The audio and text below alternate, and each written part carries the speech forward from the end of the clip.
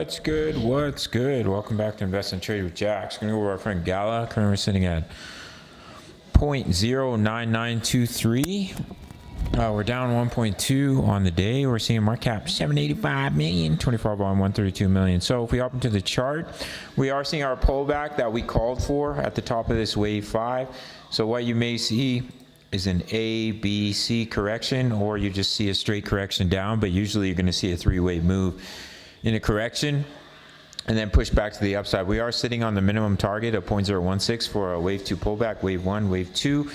But as of right now, I wouldn't be surprised to see a little ABC before pushing back to the upside. If we look at our next chart, as you can see, we have that massive double bottom. We called that pullback perfectly. So we need to hold these daily EMAs, bounce back to the upside, break this double bottom, head up towards 0.0248.